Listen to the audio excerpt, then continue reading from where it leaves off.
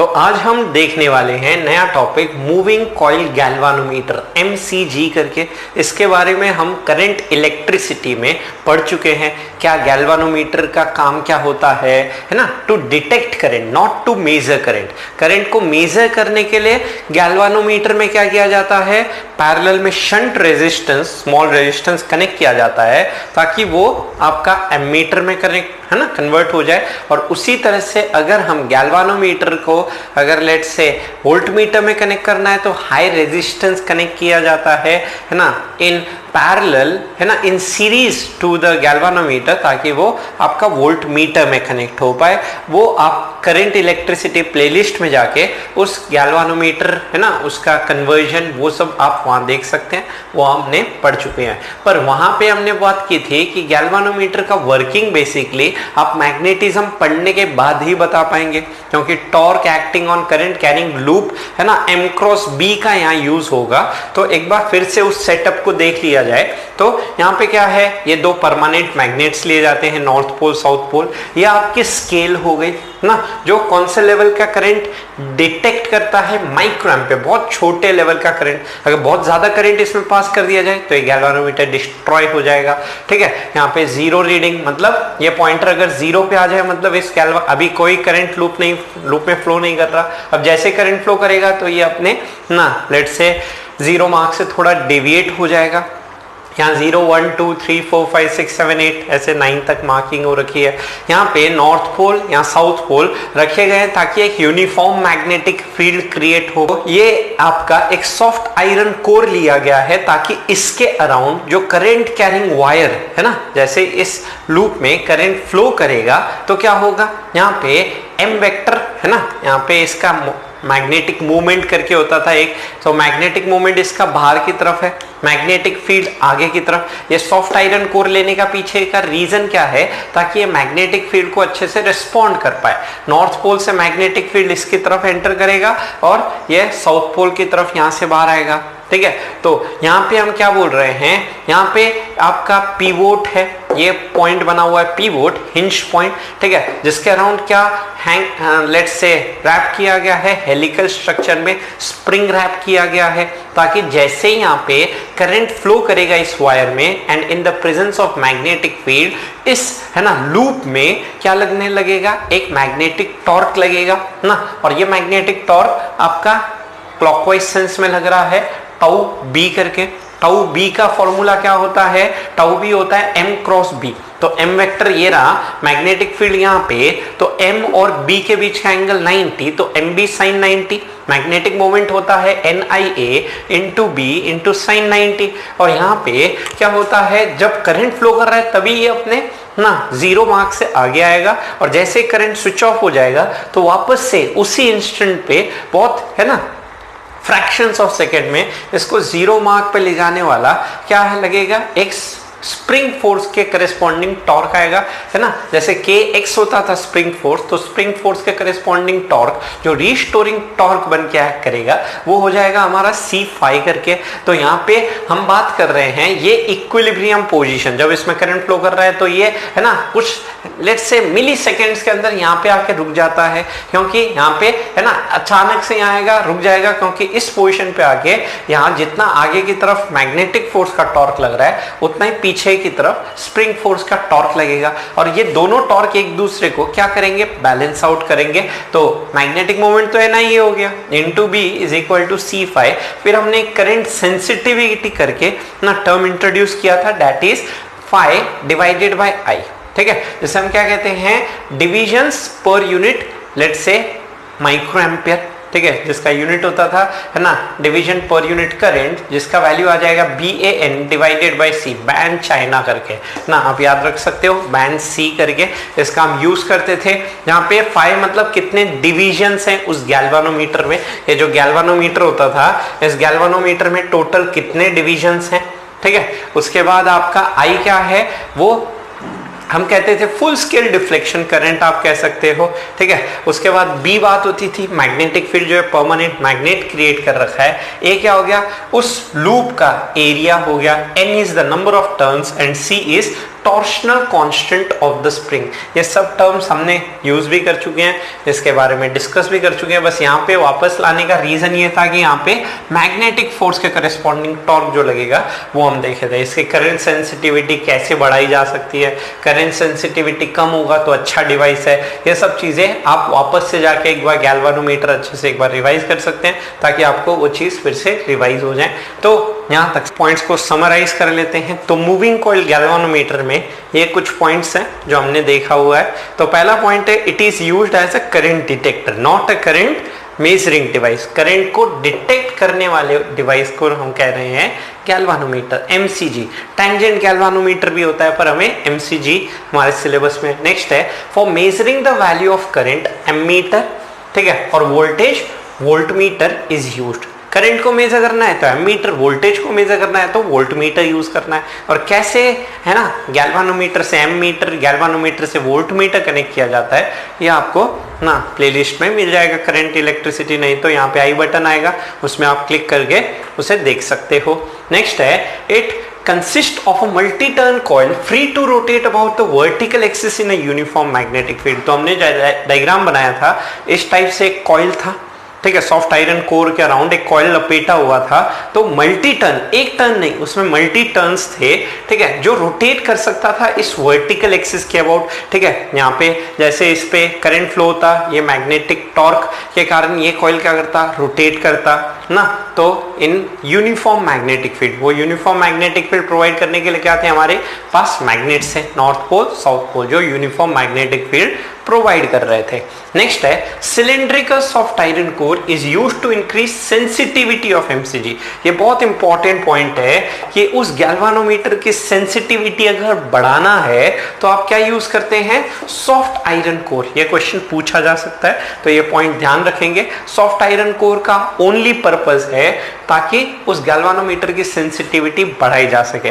बढ़ाने से क्या होगा, या जाके देख सकते हैं वहां पे ना, कि कम सेंसिटिव डिवाइस आपको क्या होता है, जितना सेंसिटिव कम होगा उतना, है ना, वो आपका क्या कर सकता है, स्मॉलेस्ट वैल्यू ऑफ करंट भी मेजर कर सकता है, उसको आप देख सकते हैं जाके।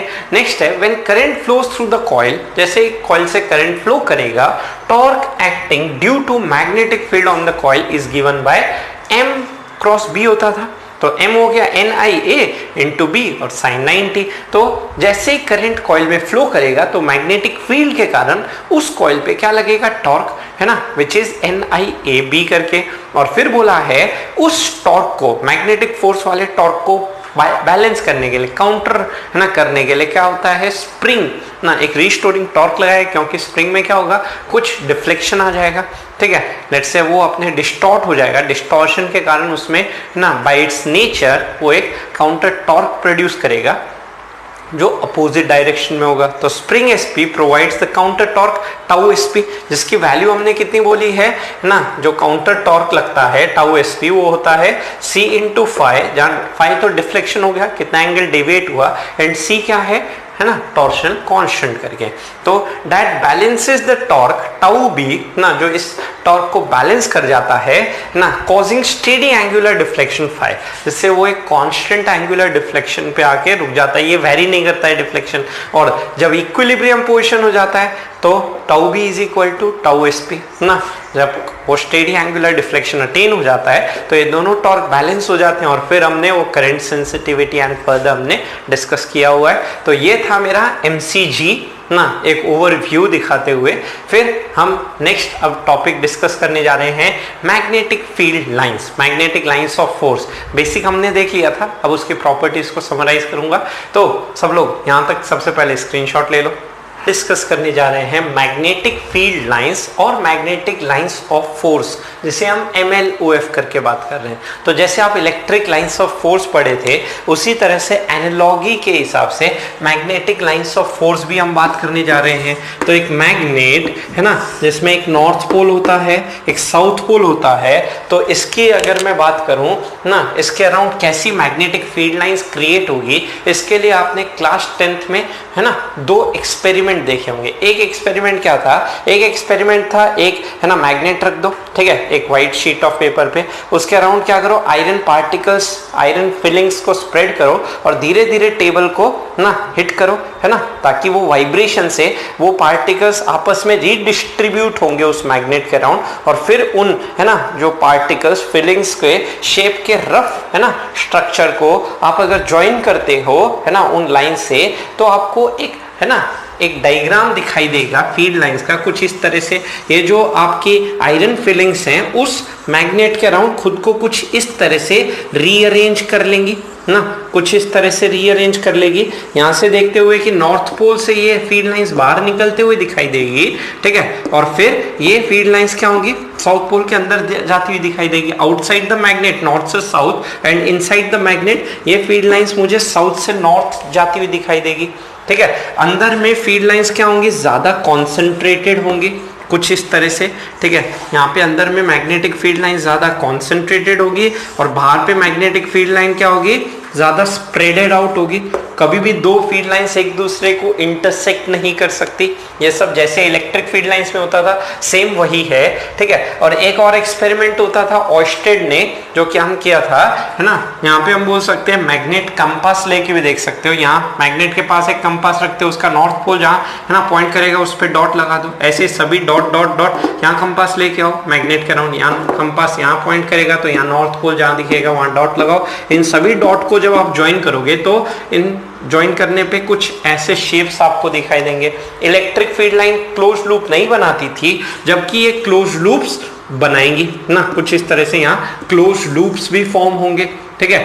तो ये आपका मैग्नेटिक फील्ड लाइंस के बारे में है, ठीक है। अब यहाँ पे हम क्या बोल रहे हैं, इन मैग्नेटिक फील्ड लाइंस में मैग्नीट्यूड और डायरेक्शन की अगर बात की जाए तो ये मैग्नेटिक फील्ड लाइन हमें क्या है, ये इमेजिनरी लाइंस है इस मैग्नेट के अराउंड, जो बेसिकली क्या रिप्रेजेंट कर रही है, उसके अराउंड मैग्नेटिक फील्ड ना को रिप्रेजेंट कर रही है। अब यहाँ पे अगर मैं बोलूँ, यहाँ पे अगर डायरेक्शन के लिए बात की जाए ना, क्योंकि मैग्नेटिक फील्ड का मैग्नीट्यूड और डायरेक्शन, तो डायरेक्शन के लिए क्या बोल रहा हूँ, ये जो इमेजिनरी लाइंस है, मैग्नेटिक लाइंस ऑफ फोर्स जो है, इस पॉइंट पे हमें मैग्नेटिक फील्ड का डायरेक्शन अगर पता करना है इस पॉइंट P पे, तो यहाँ पे एक टेंजेंट ड्रॉ करो। अब टेंजेंट यहाँ कहाँ की तरफ होगा, नॉर्थ पोल से अवे है, तो अवे दिखाना है, ये रहा, ठीक है। और अगर मैग्नीट्यूड की बात करूं, इस पॉइंट ए पे एंड इस पॉइंट पी पे यहाँ एक लाइन ऑफ फोर्स क्रॉस कर रही है, यहाँ से 4 लाइन ऑफ फोर्स क्रॉस कर रही है, तो हम ये बोल सकते हैं पी पे मैग्नेटिक फील्ड इसके कंपैरिजन में कम होगा। और कितने टाइम्स कम होगा ये भी बोला जा सकता है, रिलेटिव फील्ड लाइंस उस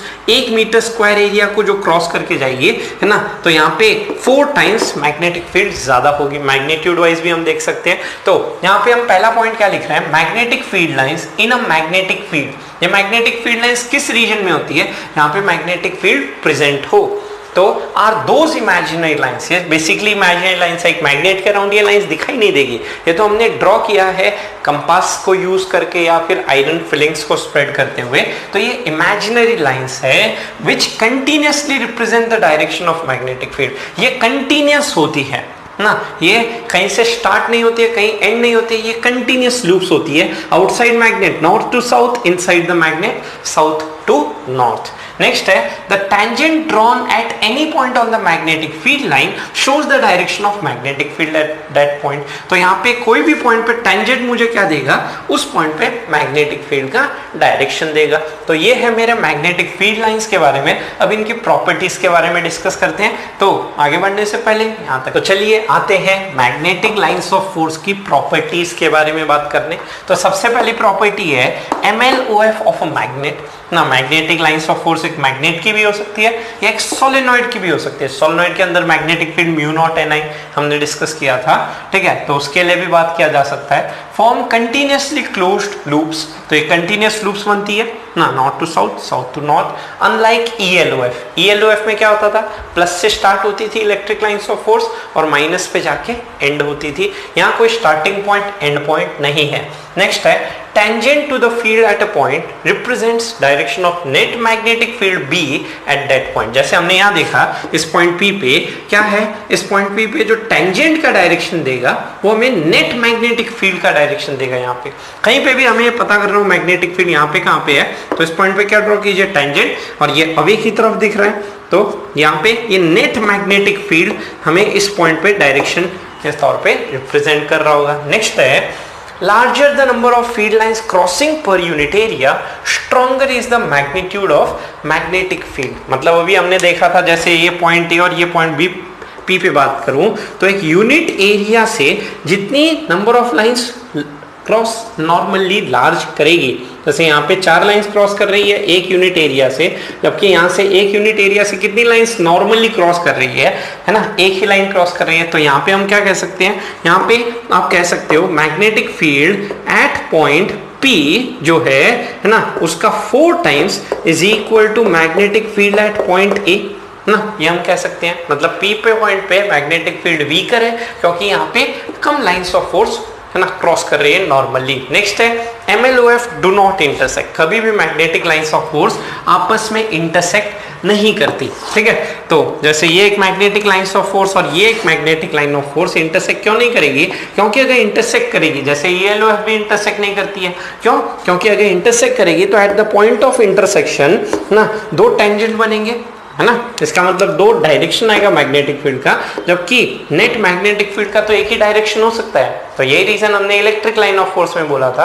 तो लिखा है MLOF do not intersect for if they did the direction of magnetic field line will not be unique at the point of intersection, क्योंकि अगर ये इंटरसेक्ट कर जाती है तो इस इंटरसेक्शन पॉइंट पे मैग्नेटिक फील्ड का यूनिक डायरेक्शन नहीं होगा ना, एब्सर्ड हो जाएगा, देयरफॉर ये इंटरसेक्ट नहीं करती है। तो ये है मेरा मैग्नेटिक लाइंस ऑफ फोर्स पे डिस्कशन। सब लोग यहाँ तक टॉपिक आते हैं बात करने वाइब्रेशन मैग्नेटोमीटर। वाइब्रेशन मैग्नेटोमीटर क्या है, तो यहाँ पे बताया है it is an instrument used to compare horizontal components of magnetic field of earth of 2 different places to compare magnetic fields and magnetic moments of 2 bar magnets. जैसे India में और चाइना में हमें कंपेयर करना है कहाँ पे मैग्नेटिक फील्ड ज्यादा है, तो वो क्या करता है, वो हॉरिजॉन्टल कंपोनेंट ऑफ, है ना, लेट्स से फील्ड ऑफ अर्थ को कंपेयर करता है। Horizontal component of field of अर्थ को कंपेयर करके क्या कर सकता है, वहां पे नेट मैग्नेटिक फील्ड को भी कंपेयर किया जा सकता है,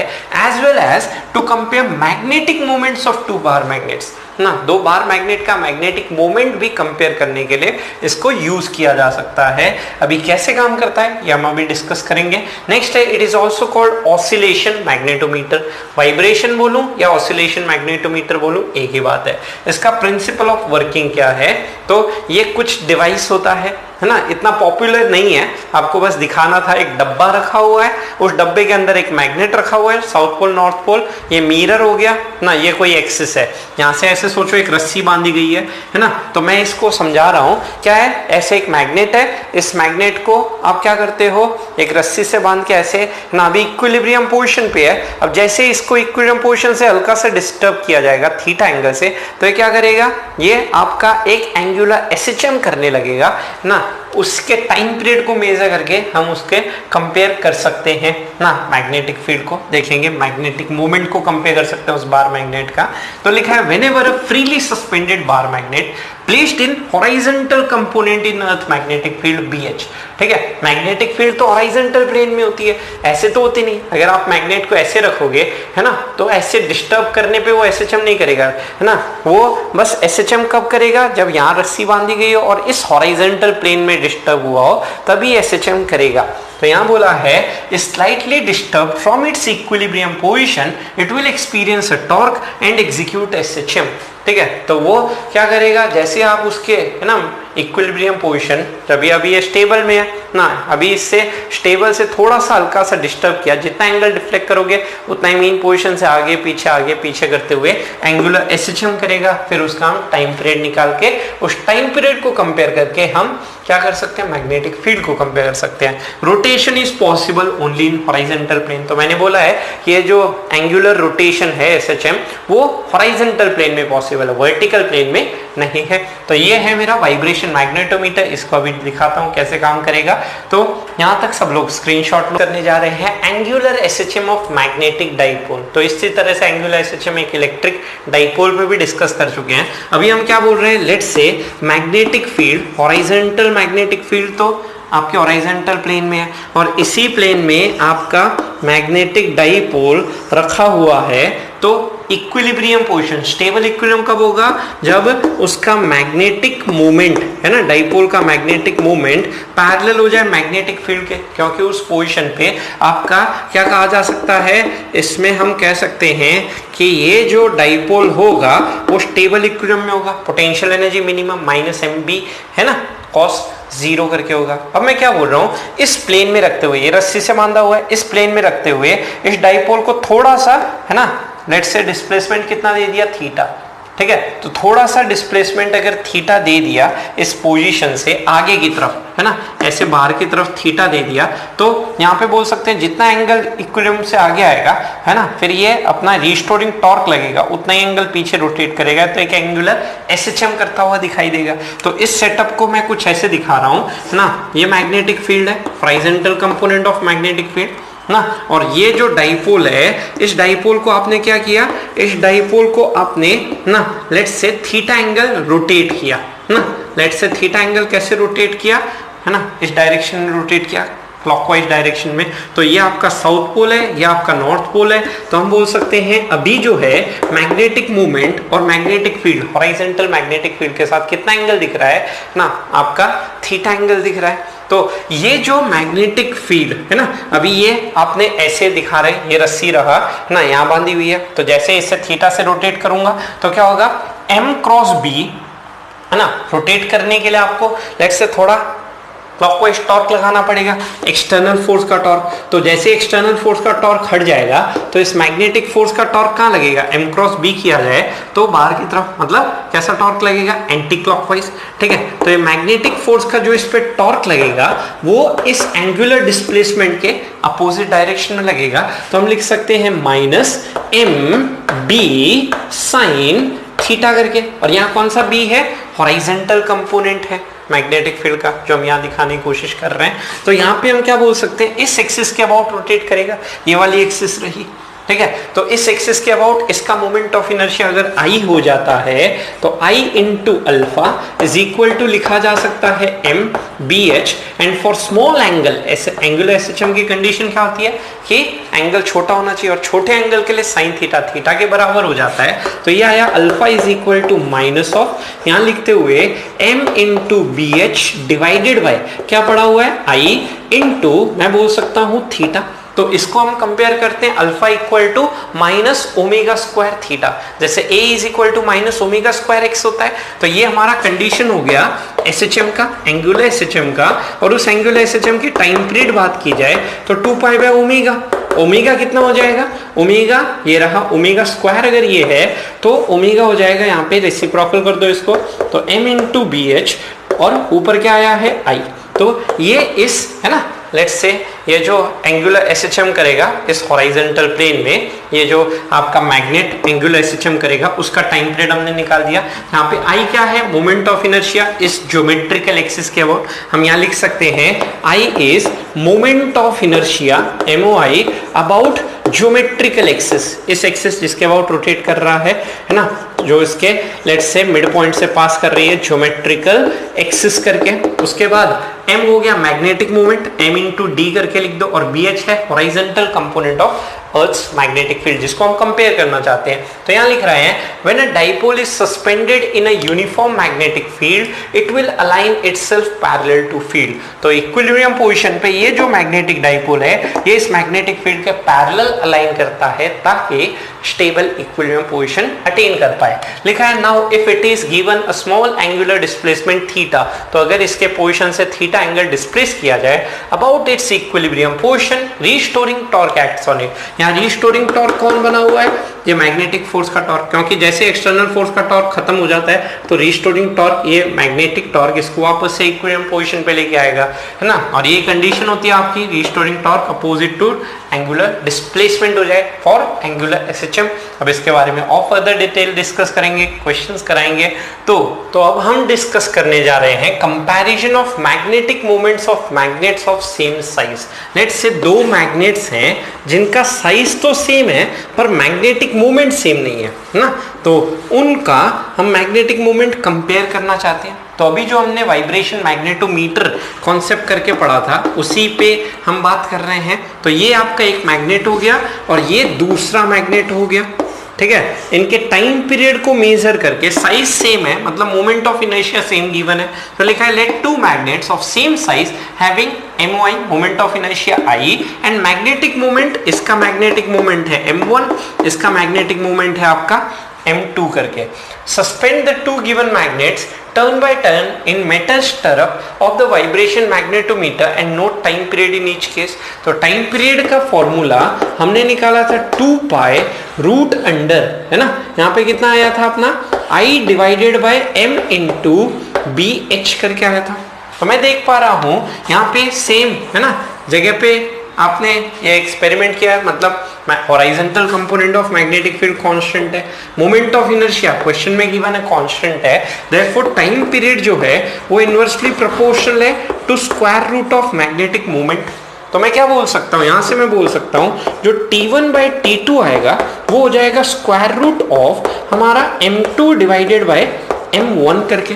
तो हमें मैग्नेटिक मोमेंट कंपेयर करना है, दैट इज हम बोल सकते हैं M2 बाई M1 जो होगा वो हमारा आएगा T1 square divided by T2 square करके। तो इन दोनों का आप टाइम पीरियड नोट कीजिए ना, उनका टाइम पीरियड का लेट्स से स्क्वायर का रेशियो जो होगा वो हमें मैग्नेटिक मोमेंट है ना कंपेयर करके बता देगा कौन कितने टाइम्स है। तो ये हमारा फर्स्ट केस होता है, यहाँ तक स्क्रीनशॉट। तो चलिए अब आते हैं बात करने comparison of magnetic moments of magnets of different sizes. Let's say मेरे पास दो मैग्नेट्स हैं ना अलग अलग साइज के, उनका मैग्नेटिक मोमेंट कंपेयर करना है। साइज अलग है मतलब मोमेंट ऑफ इनर्शिया अलग है।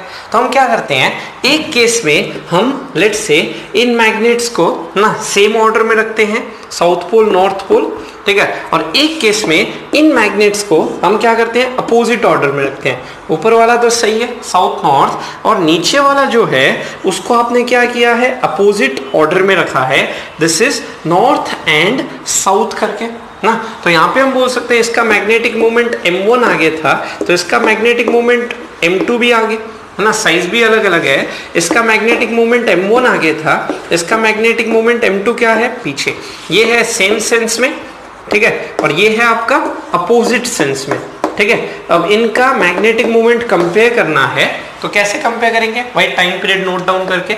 इस केस में टाइम पीरियड आएगा 2 पाई रूट अंडर I हो जाएगा टोटल मोमेंट ऑफ इनर्शिया इस एक्सिस के अबाउट, है ना। तो इसका मोमेंट ऑफ इनर्शिया I1 दिया है, इसका I2 दिया है, तो net moment of inertia parallel axis theorem से I1 plus I2 and divided by M into BH। तो M कितना हो जाएगा, सेम सेंस है तो ये हो जाएगा M1 प्लस M2 इंटू क्या बन के आया तुम्हारे पास BH करके आया। उसी तरह से इसके लिए बात की जाए तो इस केस में हमारा टाइम पीरियड T2 आएगा 2 पाई रूट अंडर, अगर अपोजिट सेंस में होगा मोमेंट ऑफ इनर्शिया तो सेम रहेगा I1 प्लस I2 कॉम्बिनेशन का डिवाइडेड बाय, अब M की जगह यहाँ पे आएगा अपोजिट सेंस है इसीलिए M1 minus M2 into BH। मुझे यहाँ पे क्या कंपेयर करना है, मोमेंट ऑफ है ना मैग्नेटिक मोमेंट कंपेयर करना है, that is T1 by T2 मेरा निकल के आएगा रूट अंडर। T1 के केस में M1 प्लस M2 नीचे हो गया और T2 के केस में M1 माइनस M2 हमारा क्या चला गया ऊपर बन के चला गया। अब क्या कीजिए यहाँ पे स्क्वायर कर दीजिए सबसे पहले, तो T1 square divided by T2 square is equal to हम क्या कर सकते हैं M1 minus M2 divided by M1 plus M2 करते हुए। अब लेट्स से यहाँ पे क्या किया जाए, कंपोनेंडो डिविडेंडो लगा दीजिए, न्यूमरेटर प्लस डिनोमिनेटर इन दोनों को ऐड करते हैं तो क्या हो जाएगा 2M1 है ना, और इन दोनों को सब्ट्रैक्ट किया जाए तो यहाँ पे क्या लिख सकते हो न्यूमरेटर ना प्लस डिनोमिनेटर की है तो यहाँ पे भी न्यूमरेटर प्लस डिनोमिनेटर कर दो, that is T1 square plus T2 square, जो लेफ्ट हैंड साइड के होंगे वही राइट हैंड साइड, और उसी तरह से न्यूमरेटर माइनस डिनोमिनेटर करूंगा है ना, तो यहाँ पे आएगा या डिनोमिनेटर माइनस न्यूमरेटर कर दो तो इसको इससे सब्ट्रैक्ट करोगे तो 2M2 आएगा, तो 2 से 2 कैंसिल, तो यहाँ पे राइट साइड में भी डिनोमिनेटर माइनस न्यूमरेटर कर दिया जाए तो तो यहाँ से हम क्या कर सकते हैं, इस मैग्नेटिक मोमेंट है ना, अगर मैंने इन दोनों का टाइम पीरियड निकाल लिया, उस टाइम पीरियड को इवैल्यूएट करके मैं क्या कर सकता हूँ, उनके मैग्नेटिक मोमेंट को कंपेयर कर सकता हूँ। तो इस तरह से ये दो मैग्नेट्स है ना, आपको वाइब्रेशन मैग्नेटोमीटर का काम क्या था, magnetic moment of bar magnets compare करना भी था। तो इस तरह से आप कंपेयर भी कर सकते हो। तो अगर उनका अलग अलग साइजेस हो उसके लिए ये केस है। तो यहाँ तक स्क्रीन। तो प्रीवियस दो केस में हमने क्या किया, बार मैग्नेट्स का मैग्नेटिक मोमेंट कंपेयर किया। अगर दो अलग अलग है ना साइजेस थे वो केस भी देखा, और जब दोनों का साइज सेम था, मोमेंट ऑफ इनर्शिया सेम था, वो केस भी हमने देखा।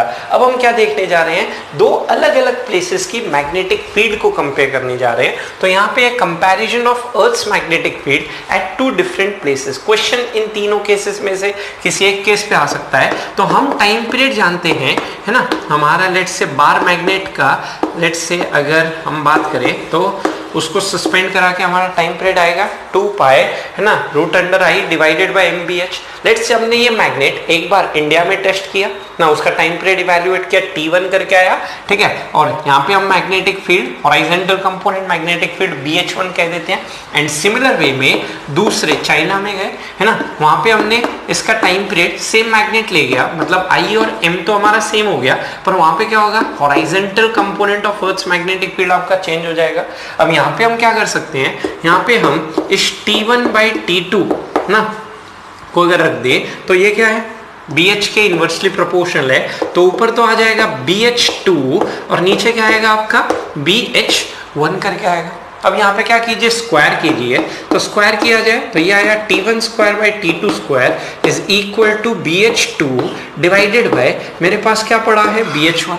अब horizontal component of earth's magnetic field के बारे में हम क्या जानते हैं, net magnetic field into cos theta.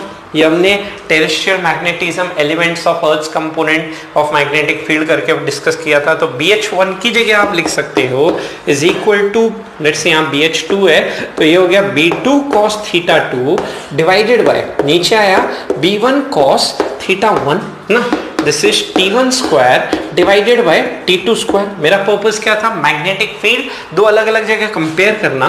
तो यहाँ से हम लिख सकते हैं B2 डिवाइडेड बाय B1 जो हो जाएगा वो आ गया हमारे पास T1²/T2² क्रॉस मल्टीप्लाई करते हुए this is cos theta 1 divided by cos theta 2 करके।